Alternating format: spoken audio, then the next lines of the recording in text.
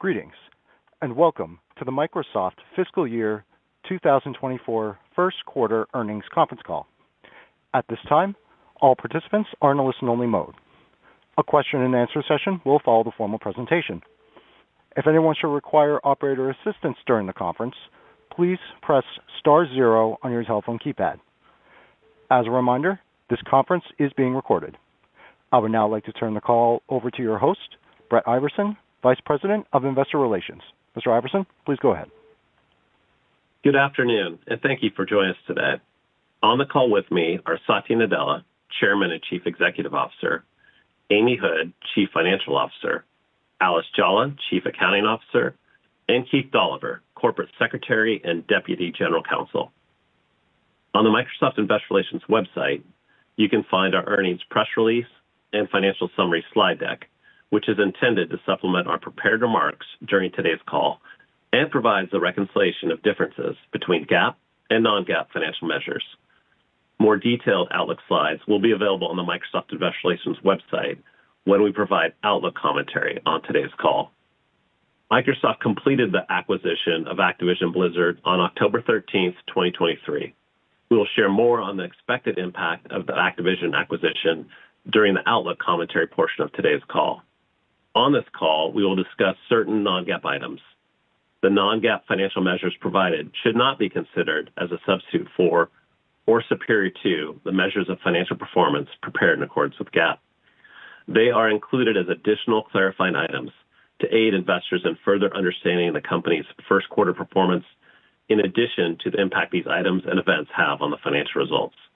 All growth comparisons we make on the call today relate to the corresponding period of last year, unless otherwise noted. We will also provide growth rates in constant currency when available as a framework for assessing how our underlying businesses performed, excluding the effect of foreign currency rate fluctuations. Where growth rates are the same in constant currency, we'll refer to the growth rate only. We'll post our prepared remarks to our website immediately following the call until the complete transcript is available. Today's call is being webcast live and recorded. If you ask a question, it will be included in our live transmission, in the transcript, and in any future use of the recording. You can replay the call and view the transcript on the Microsoft Investor Relations website. During this call, we'll be making forward-looking statements, which are predictions, projections, or other statements about future events. These statements are based on current expectations and assumptions that are subject to risks and uncertainties. Actual results could materially differ because of factors discussed in today's earnings press release, in the comments made during this conference call, and in the risk factors section of our Form 10-K, Forms 10-Q, and other reports and filings with the Securities and Exchange Commission. We do not undertake any duty to update any forward-looking statement. And with that, I'll turn the call over to Satya. Thank you, Brett. We are off to a strong start to the fiscal year, driven by the continued strength of Microsoft Cloud, which surpassed $31.8 billion in quarterly revenue, up 24%. With Copilots, we are making the age of AI real for people and businesses everywhere. We are rapidly infusing AI across every layer of the tech stack and for every role and business process to drive productivity gains for our customers. Now I'll highlight examples of our progress, starting with infrastructure. Azure again took share as organizations bring their workloads to our cloud. We have the most comprehensive cloud footprint with more than 60 data center regions worldwide, as well as the best AI infrastructure for both training and inference. And we also have our AI services deployed in more regions than any other cloud provider. This quarter, we announced the general availability of our next-generation H100 virtual machines. Azure AI provides access to best-in-class frontier models from OpenAI and open-source models, including our own, as well as from Meta and Hugging Face, which customers can use to build their own AI apps while meeting specific cost, latency, and performance needs.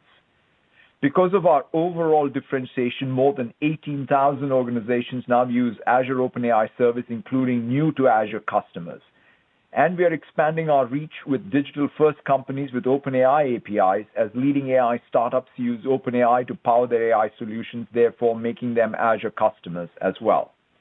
We continue to see more cloud migrations with Azure Arc. We are meeting customers where they are, helping them run apps across on-prem, edge, and multi-cloud environments.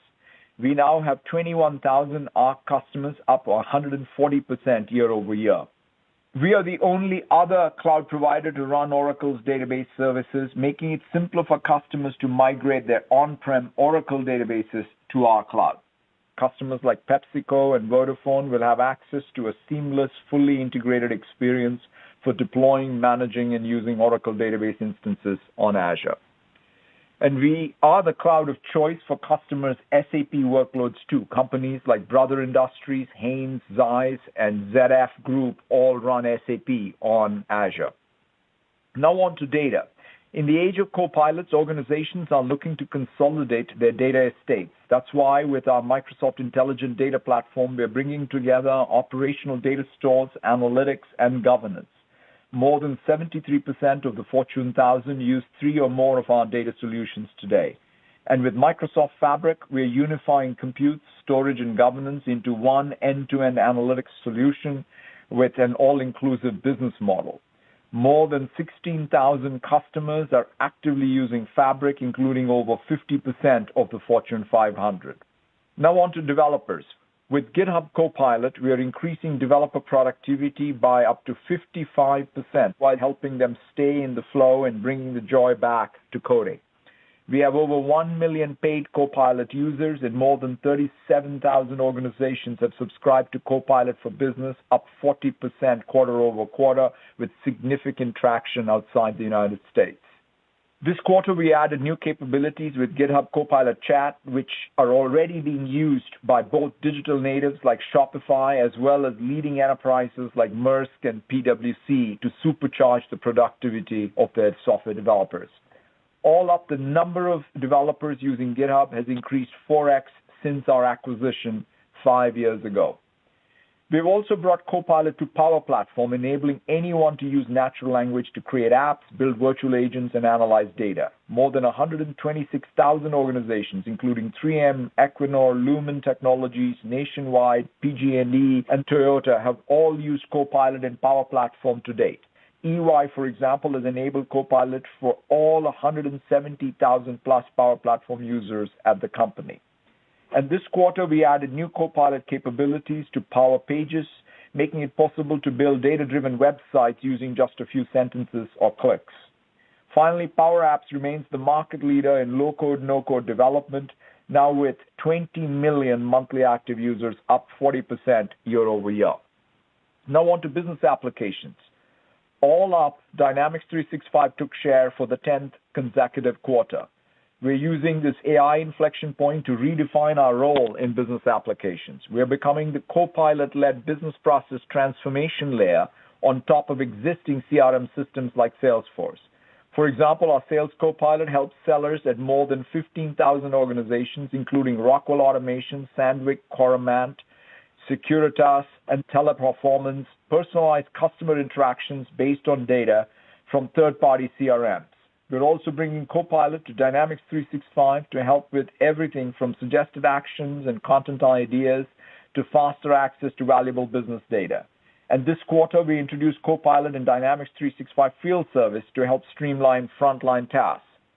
Now on to industry and cross-industry clouds. In healthcare, our Dragon Ambient Experience solution helps clinicians automatically document patient interactions at the point of care. It's been used across more than 10 million interactions to date. And with DAX Copilot, we are applying generative AI models to draft high-quality clinical notes in seconds, increasing physician productivity and reducing burnout. For example, Atrium Health, a leading provider in Southeast United States, credits DAX Copilot with helping its physicians each save up to 40 minutes per day in documentation time.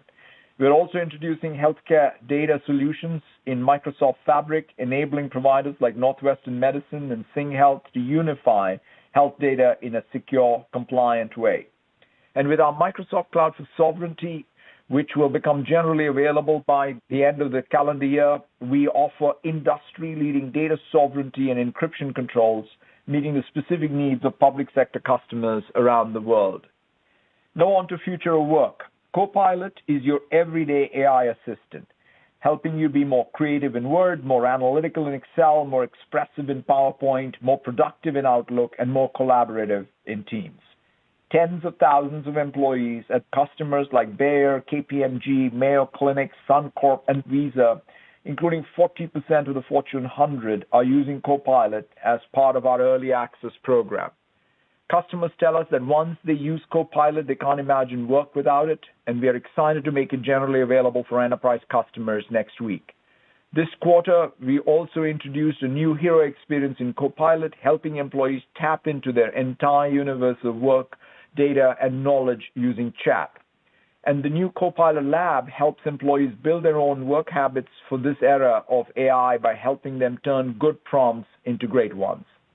When it comes to Teams, usage continues to grow with more than 320 million monthly active users, making Teams the place to work across chat, collaboration, meetings, and calling.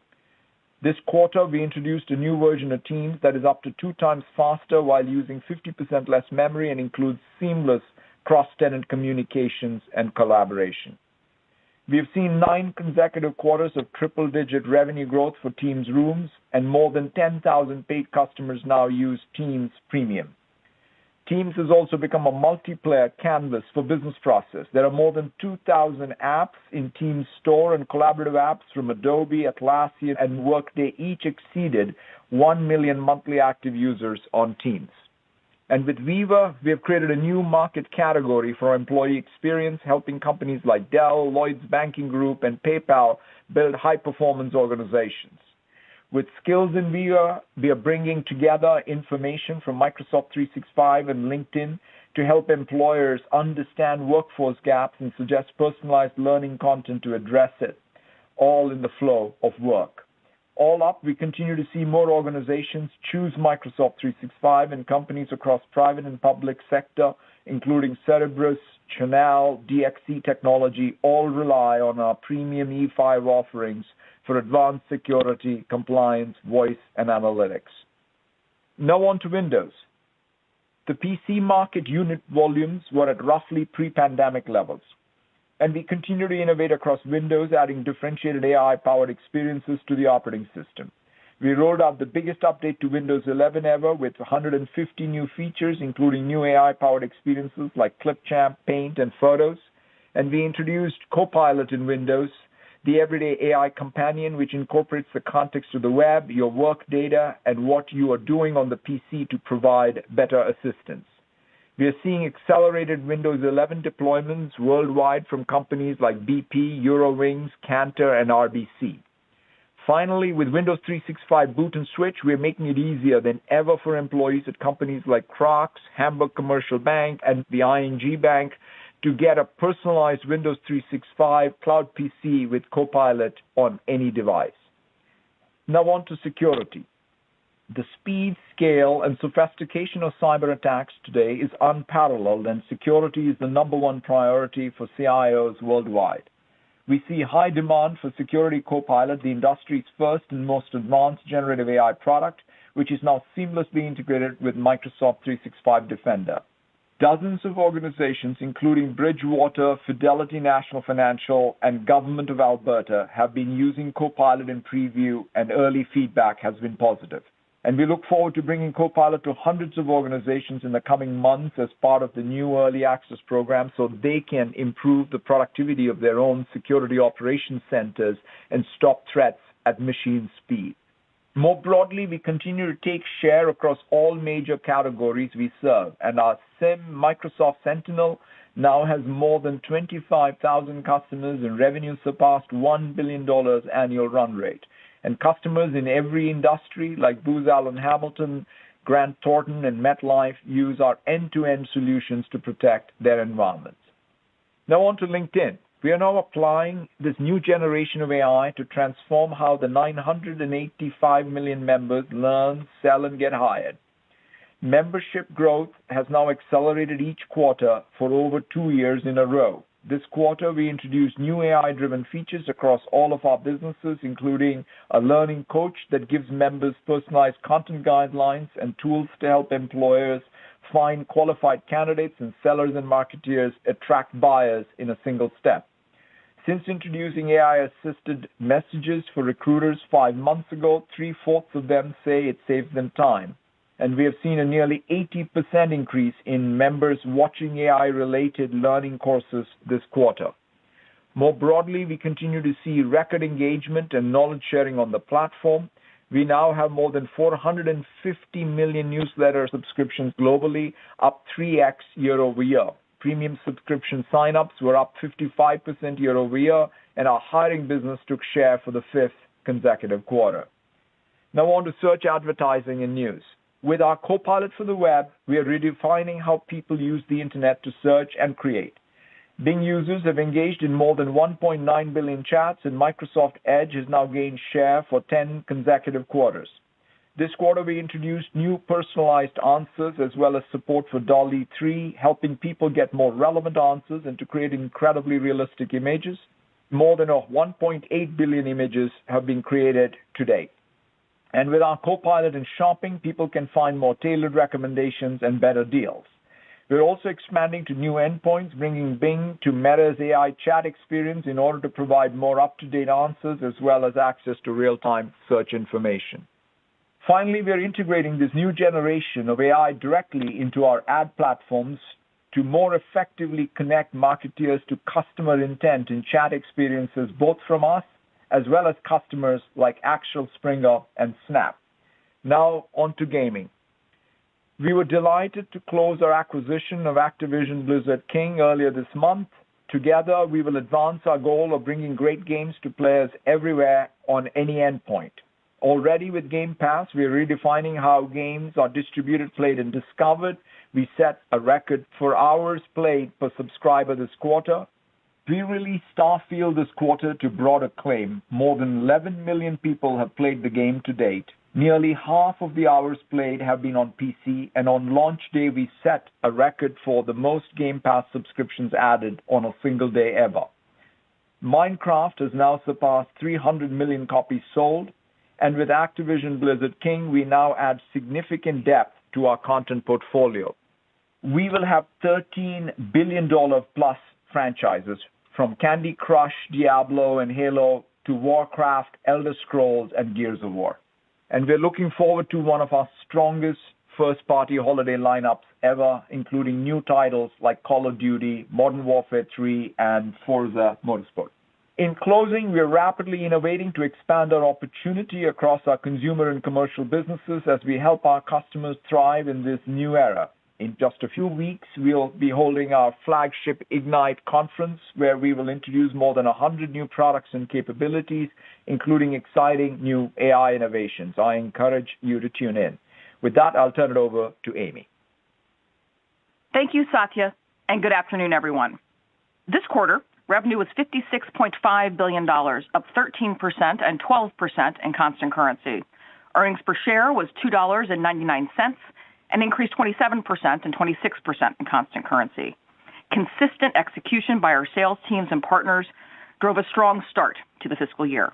Results exceeded expectations, and we saw share gains again this quarter across many businesses as customers adopt our innovative solutions to transform their businesses. In our commercial business, the trends from the prior quarter continued.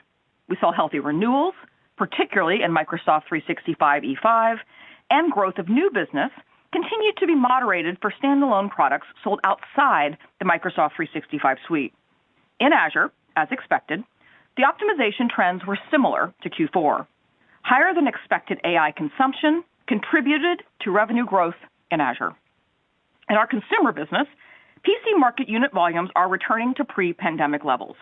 Advertising spend landed roughly in line with our expectations, and in gaming, strong engagement, helped by the Starfield launch, benefited Xbox content and services.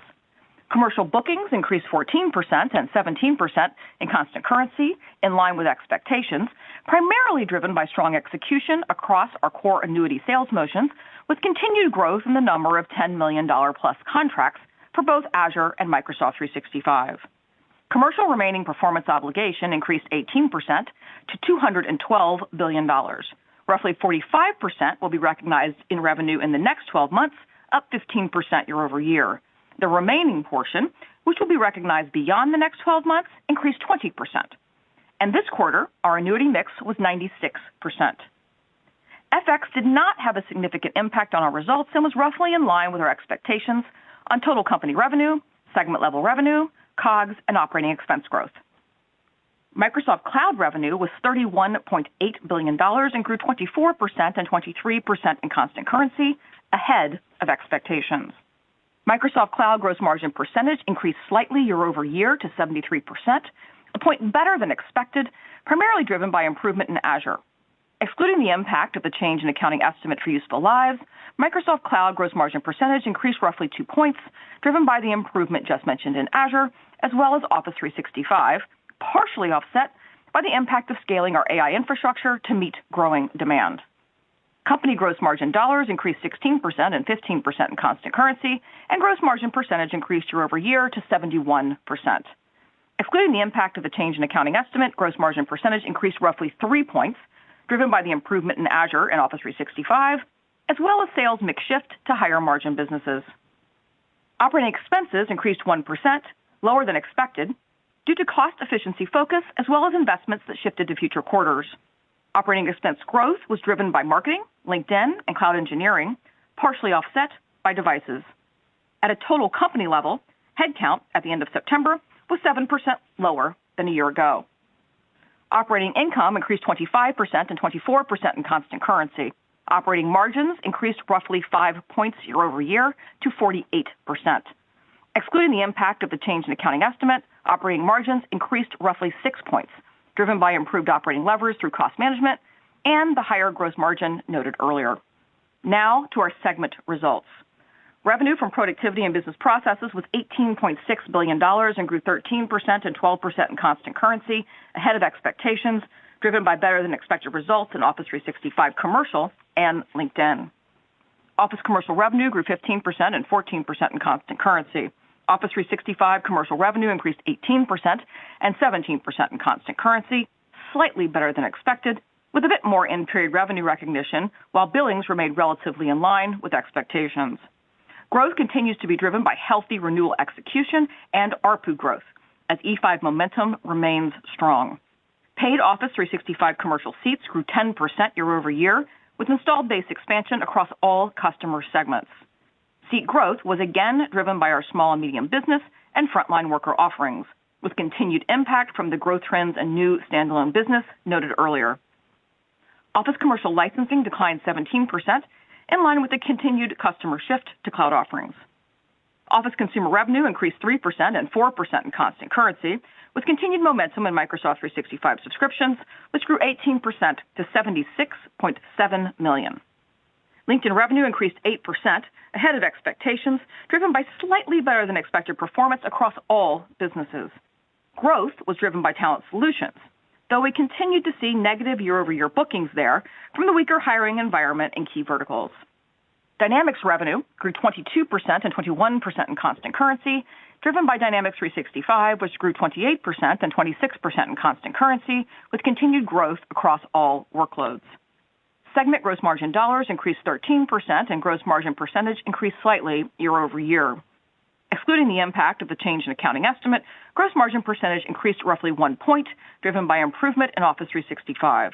Operating expenses increased 2%, and operating income increased 20% and 19% in constant currency. Next, the Intelligent Cloud segment.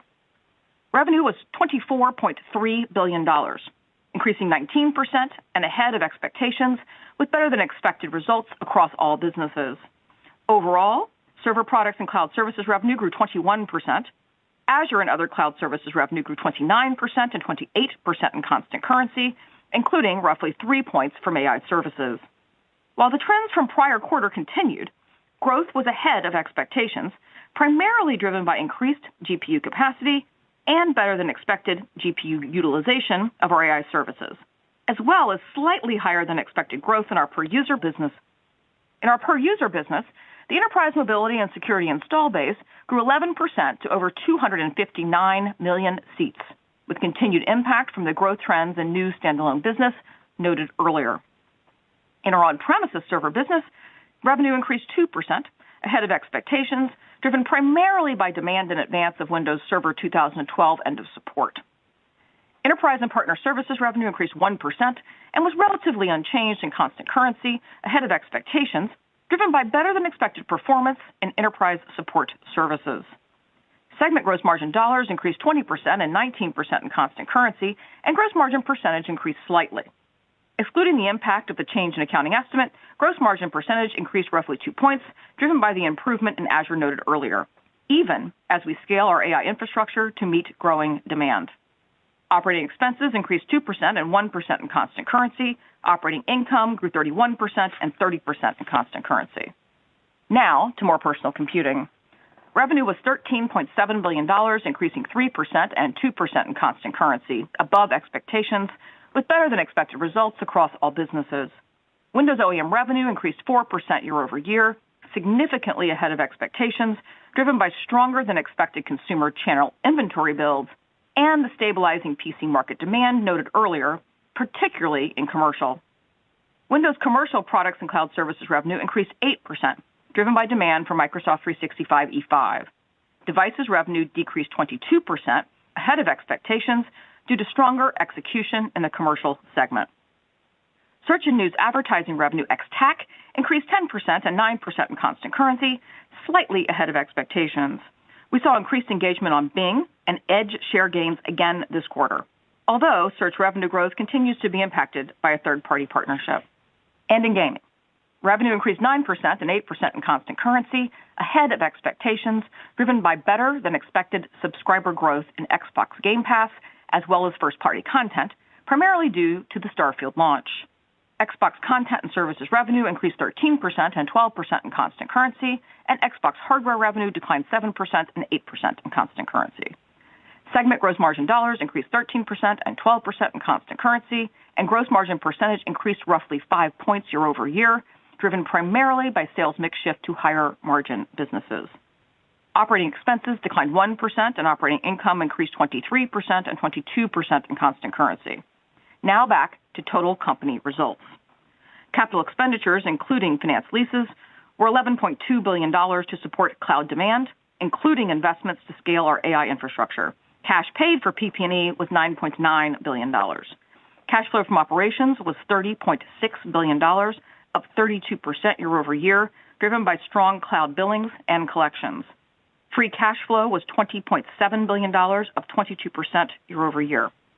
This quarter, other income and expense was $389 million, higher than anticipated, driven by interest income, partially offset by net losses on investments and foreign currency remeasurement.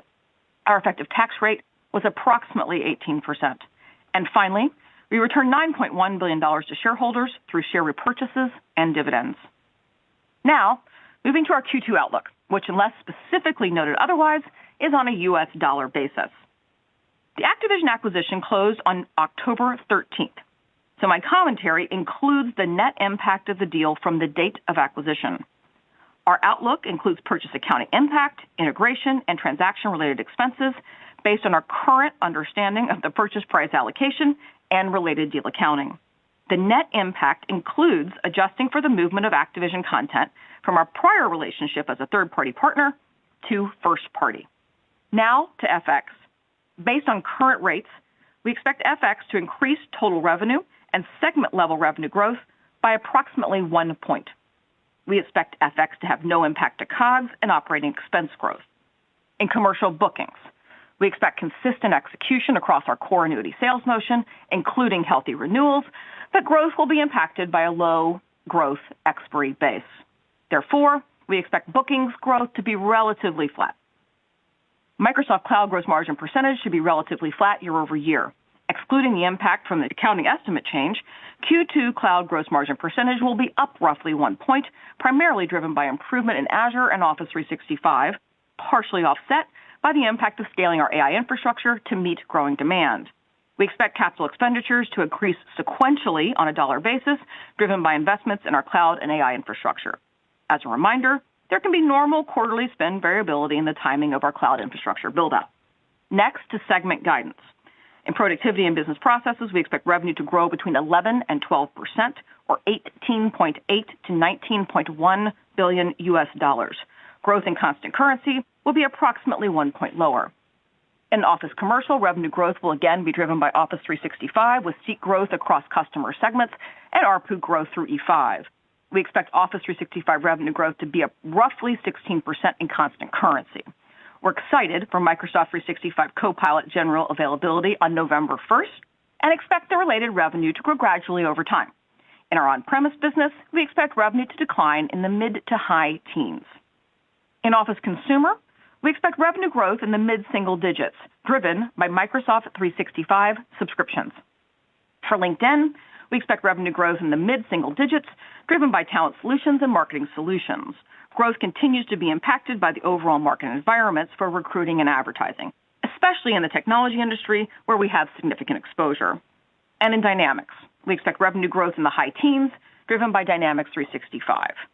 For Intelligent Cloud, we expect revenue to grow between 17 and 18%, or $25.1 to $25.4 billion US. Revenue growth in constant currency will be approximately 1 point lower. Revenue will continue to be driven by Azure, which, as a reminder, can have quarterly variability primarily from our per-user business and from in-period revenue recognition depending on the mix of contracts. In Azure, we expect revenue growth to be 26 to 27% in constant currency with an increasing contribution from AI. Growth continues to be driven by Azure consumption business, and we expect the trends from Q1 to continue into Q2. Our per-user business should continue to benefit from Microsoft 365 suite momentum, though we expect continued moderation in seat growth rates given the size of the installed base. For H2, assuming the optimization and new workload trends continue, and with the growing contribution from AI, we expect Azure revenue growth in constant currency to remain roughly stable compared to Q2. In our on-premises server business, we expect revenue growth to be roughly flat with continued hybrid demand, particularly from licenses running in multi-cloud environments. And in Enterprise and Partner Services, revenue should decline low to mid-single digits. Now to more personal computing, which includes the net impact from the Activision acquisition. We expect revenue of $16.5 to $16.9 billion US. Windows OEM revenue growth should be mid to high single digits, with PC market unit volumes expected to look roughly similar to Q1. In devices, revenue should decline in the mid-teens as we continue to focus on our higher margin premium products. In Windows Commercial Products and Cloud Services, customer demand for Microsoft 365 and our advanced security solutions should drive revenue growth in the low to mid-teens. Search and news advertising ex-TAC revenue growth should be mid-single digits, with roughly 4 points of negative impact from a third-party partnership. Growth should be driven by volume strength, supported by Edge browser share gains and increasing Bing engagement, as we expect the advertising spend environment to be similar to Q1. Reminder that this ex-TAC growth will be roughly 4 points higher than overall search and news advertising revenue. And in gaming, we expect revenue growth in the mid to high 40s. This includes roughly 35 points of net impact from the Activision acquisition, which, as a reminder, includes adjusting for the third-party to first-party content change noted earlier.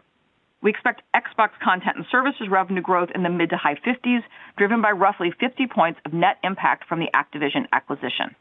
Now back to company guidance. We expect COGS between $19.4 to $19.6 billion US, including approximately $500 million of amortization of acquired intangible assets from the Activision acquisition.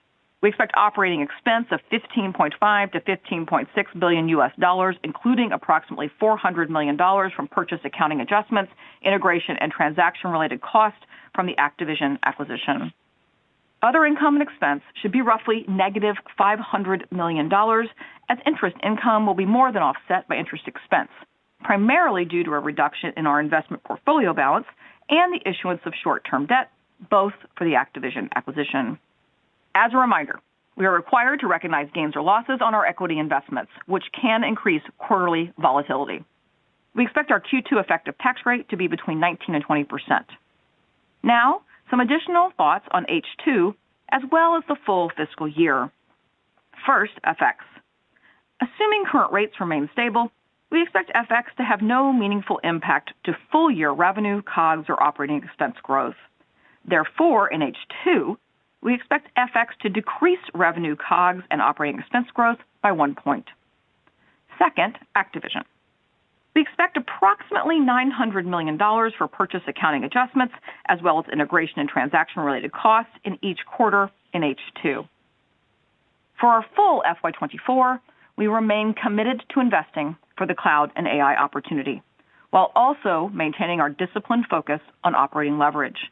Therefore, as we add the net impact of Activision, inclusive of purchase accounting adjustments, as well as integration and transaction-related expenses, we continue to expect full-year operating margins to remain flat year over year.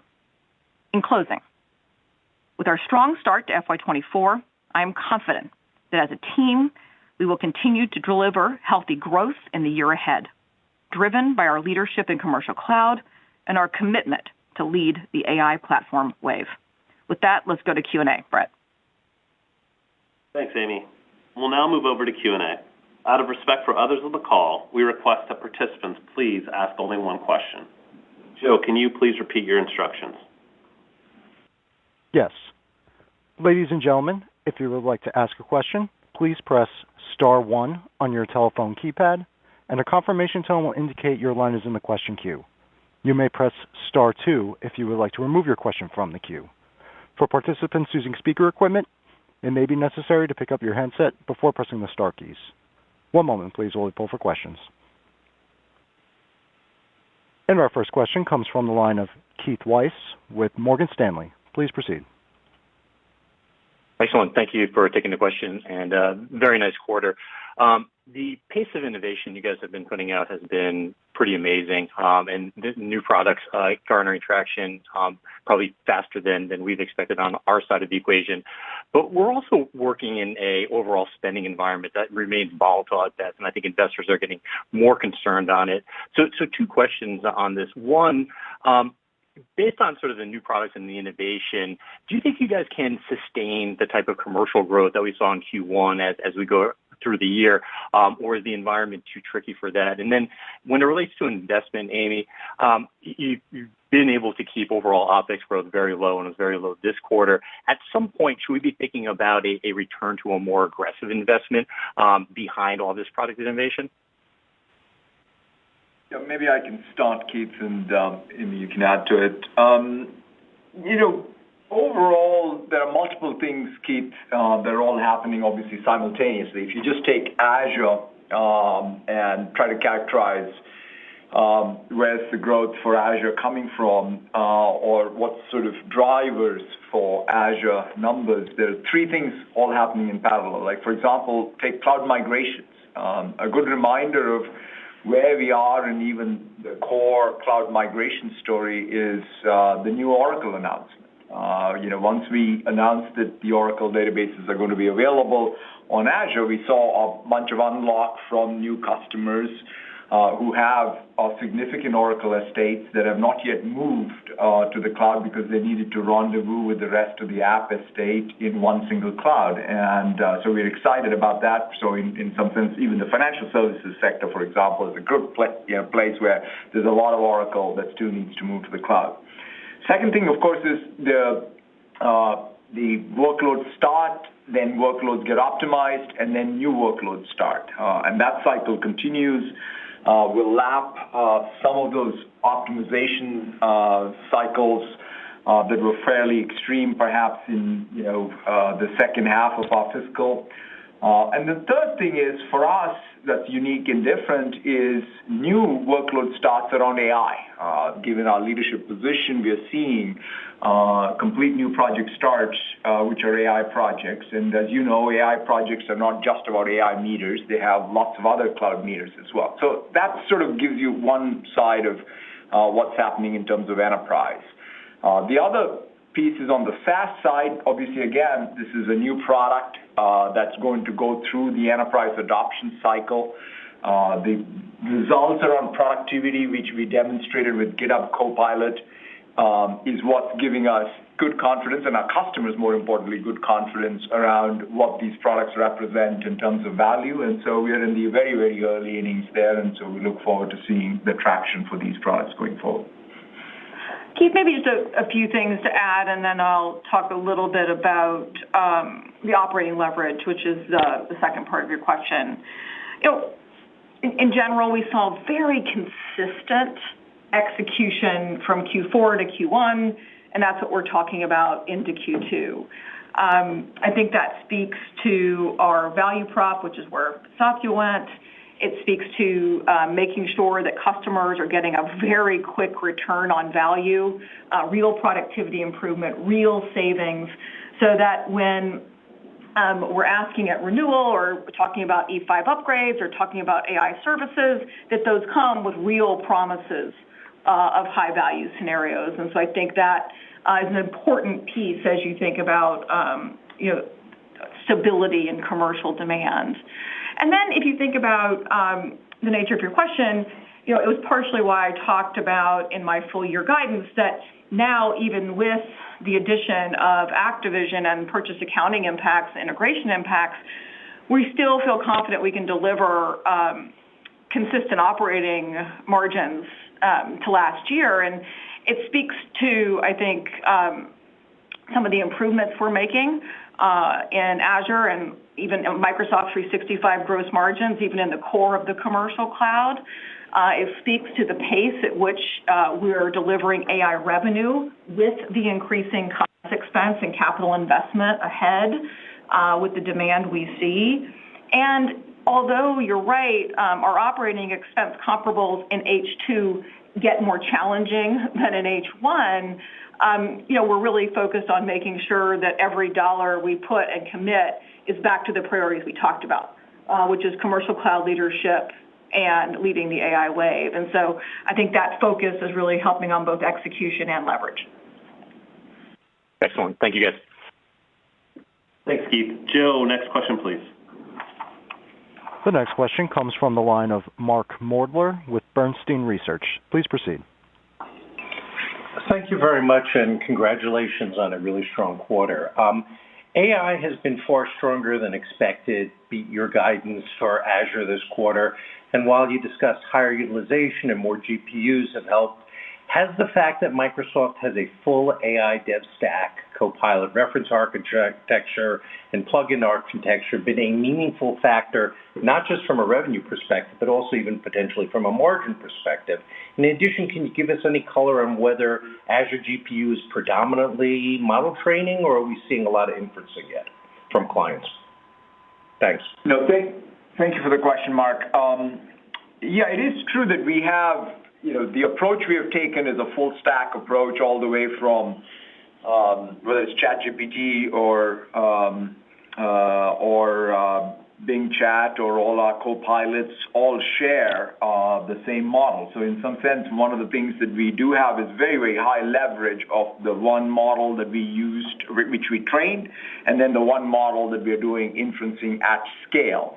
And that advantage sort of trickles down all the way to both utilization internally, utilization of third parties, and also over time you can see that sort of stack optimization all the way to the silicon, because the abstraction layer to which the developers are writing is much higher up than low-level kernels, if you will. So therefore, I think there is a fundamental approach we took, which was a technical approach of saying we'll have co-pilots and co-pilot stack all available. That doesn't mean we don't have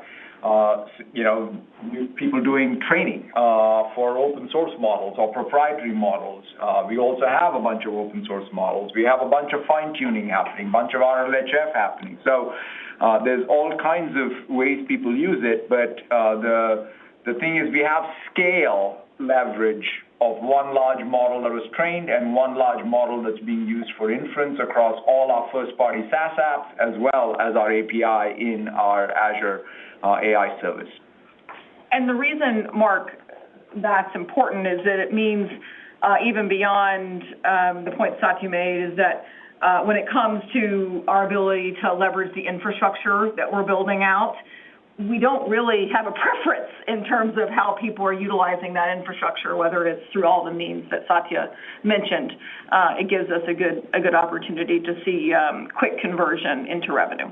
Yeah, I mean, one other thing I'd just add to perhaps Mark's question as well as Keith's is this platform transition, I think it's very important for us to be very disciplined on both I'll call our tech stack, as well as our capital spend, all to be concentrated. The lesson learned from the cloud side is this: we're not running a conglomerate of different businesses. It's all one tech stack up and down Microsoft's portfolio, and that I think is going to be very important, because that discipline, given what the spend will look like for the AI transition, any business that's not disciplined about their capital spend accruing across all their businesses could run into trouble.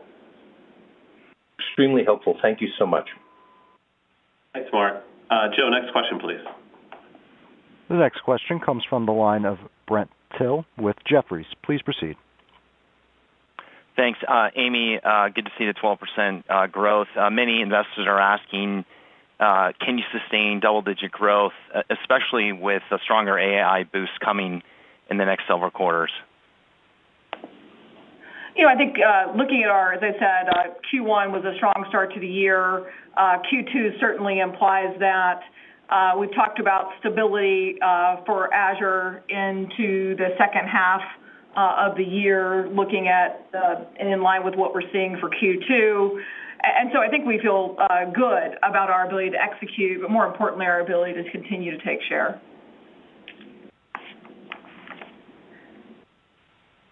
Thanks, Brent. Joe, next question, please. The next question comes from the line of Raimo Lenschow with Barclays. Please proceed. Hey, thank you. You sound very optimistic about the opportunity in the office space with the Copilot coming out now very soon.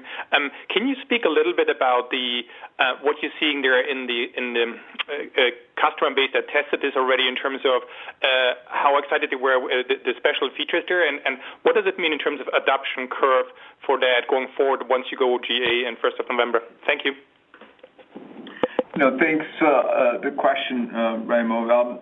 The good news is twofold. One is the fact that, 40% of the Fortune 100 are already in the preview and are using the product, and I think you all have also done lots of checks, and the feedback is very, very positive. And in fact, the interesting thing is it's not any one tool, right, which is the feedback even is very clear that it's the all up. You just keep hitting the Copilot button across every surface, right? Whether it's in Word to create documents, in Excel to, do analysis, or PowerPoint, or Outlook, or Teams. Like that, clearly the Teams meeting, which is an intelligent recap, right? It's not just a dumb transcript. It's like having a knowledge base of all your meetings that you can query and add to essentially the knowledge terms of your enterprise. And so we are seeing broad usage across, and the interesting thing is by different functions, whether it's in finance or in sales, by roles, we are seeing productivity gains like we saw with developers in GitHub Copilot. So that's the data. We are very excited about our Ignite conference, where we will talk a lot more about all of the use cases and where's the value, and give more prescriptive guidance on how people can deploy. But so far so good as far as the data is and the feedback is. And of course, this is an enterprise product. I mean, at the end of the day, we are grounded on enterprise cycle times in terms of adoption and ramp. And it's incrementally priced, so therefore that all will apply still. But at least for something completely new, to have this level of usage already and this level of excitement is something we're very, very pleased with. Thank you. Thanks, Raimo. Joe, next question, please. The next question comes from the line of Karl Keirstead with UBS. Please proceed. Okay, great. Thanks, Amy. Congrats on the 28% constant currency Azure growth. That's terrific. I wanted to press you a little bit on the outlook for Azure. You're obviously guiding to a 1 to 2 point decel in December and then stable thereafter. But why would it be stable? Why wouldn't it accelerate in the second half of your fiscal year if the AI contribution is increasing as you bring on more GPU capacity? Is this a function of perhaps continued core XAI Azure spend optimization, continuing or maybe even getting slightly worse? Why couldn't we see some upside in that Azure number? I know you're trying to be conservative, but I'd just love to understand it. Thanks so much. Thanks, Carl. A couple things as I talked about Q2 and then into H2. We've been very consistent that the optimization trends have been consistent for us through a couple of quarters now. Customers are going to continue to do that. It's an important part of running workloads. That is not new. There obviously were some quarters where it was more accelerated, but that is a pattern that is and has been a fundamental part of having customers both make new room for new workload adoption and continue to build new capabilities. And so I think that impact remains through the rest of the year, and my view is unchanged on that. And then, of course, I think the key component has always been new workload starts. And at the scale we're talking about, being able to have stability in our Azure business does mean that we will have a lot of new workload starts. And primarily, we're expecting those to come from AI workloads. But AI workloads don't just use our AI services. They use data services, and they use other things. And so that combination, I think, looking on a competitive basis, we feel good about our execution, we feel good about taking share, and we feel good about consistent trends. And so I feel good about that guide and what it says about where we are on share. Okay, terrific. Thanks. Thanks, Carl. Joe, next question, please. The next question comes from the line of Brad Sills with Bank of America. Please proceed. Oh, wonderful. Thanks so much. Very impressive to see the Office 365 commercial seat growth hanging in here in that double-digit range. It's just very impressive just given the scale of that business. We think of Office as having such a dominant market position. Curious how you think about where that seat is coming from and how many more of those seats are out there to go get. Thanks for that question. Maybe I'll take that, Satya, if you want to add. In general, our seat growth it does come from all segments, but with a particular strength in small and mid-sized businesses, as well as what we call the frontline worker opportunity. And that has been, I would say, looking back a number of quarters, where the majority of our seat growth has gone. And while obviously it's slowed a bit, to your point, I think the fact that we're still able to add seats at this level speaks to the broadening nature of what Microsoft 365 means. It's more applicable to more people. And so I think many people have thought, oh my goodness, you've got a lot of customers already, and we look and say, how many people, when you expand what Microsoft 365 means, whether it's security, or it means analytics, or it means Teams, it means lots of things in an expanding definition. It applies to more types of workers, and frankly, the value is such, especially on the small business front, where it's to the point where I think people feel like it's a great way to spend even the spend money they have. This remains a pretty compelling offer. Thank you. Thanks, Brad. Joe, next question, please. The next question comes from the line of Brent Bracelin with Piper Sandler. Please proceed. Thank you. Good afternoon. One thing that really stood out to me was the Intelligent Cloud segment operating margins. These came in, I think, at the highest level in 6 years, despite elevated AI investments. Was there a one-time tailwind here that helped, or are you at the point where Azure has got to come to the scale where Microsoft could sustain high margins even with an ambitious AI investment cycle? Thanks for that question. I think there are a couple things going on, and I would say in particular, this was a very good leverage quarter in that segment. Number one, the Azure revenue growth and the stability we're seeing in it absolutely is a help to operating leverage. The second component of that is in our core Azure business. The team continues to deliver thoughtful gross margin improvement across both technical decisions, software implementations. Our teams on the infrastructure build side have done really good work to deliver that, and so that's been helpful as well. And then, of course, on operating expenses, there's been a good focus on continuing even within that segment to make sure we're focusing that work on leading in the AI transition with Azure.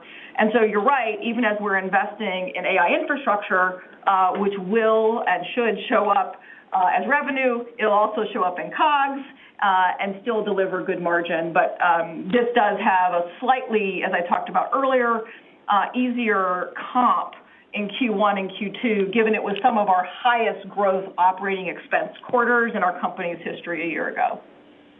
Makes sense. Thank you. Thanks, Brent. Joe, we have time for one last question. And the last question will come from the line of Greg Moskowitz with Mizuho. Please proceed. Okay, thank you very much for taking the question. And maybe just a follow-up to what Brent was just asking about, but on the gross margin line. Amy, the Microsoft Cloud gross margin's up 2 points year over year, excluding the useful life change. A little more improvement than we've seen in some time, and some investors were worried that it might go in the other direction given increased AI investments. And so, as you look forward, do you think that you could drive some continued gross margin improvement over the medium term, and even as higher CapEx will filter into the model? Thanks. Let me break that into two components because they're both important, and it's a really good question, Greg. On our core business, the core Azure business, the core Office 365, M365 business, Dynamics business, they continue to deliver gross margin year-over-year improvements in the core. And so that, like in other quarters, has helped this quarter. In addition, what Satya mentioned earlier in a question, and I just want to take every chance to reiterate it, if you have a consistent infrastructure from the platform all the way up through its layers, that every capital dollar we spend, if we optimize revenue against it, we will have great leverage because wherever demand shows up in the layers, whether it's at the SaaS layer, whether it's at the infrastructure layer, whether it's for training workloads, we're able to quickly put our infrastructure to work generating revenue. Or on our Bing workloads. I mean, I should have mentioned all the consumer workloads use the same frame. And so when you think about, our investment in AI, yes, it will, because we're committed to leading this wave and see demand, you will see that impact in COGS growth. But what we're committed to doing is making sure it's highly leveraged and making sure you see the same growth in revenue. And I think, on occasion you may see something tick up, 1 or 2 points and the other one not quite get there. But the point is it's going to be very well paired because of the choices we've made over the past, frankly, numerous years to get to a point where that infrastructure is consistent. And I'll just add that it'll be very well paired at the company level. I realize all of you care a lot about each one of our segments and each one of our KPIs, and I do too. But at the end of the day, our stack and the way it works, the way we do our capital allocation, the way we think about even the optimization of the demand to utilization is across the entirety of all of our segments and all of our products. Very helpful. Thanks, Greg. That wraps up the Q&A portion of today's earnings call. Thank you for joining us today, and we look forward to speaking with all of you soon. Thank you. This concludes today's conference. You may disconnect your lines at this time, and thank you for your participation.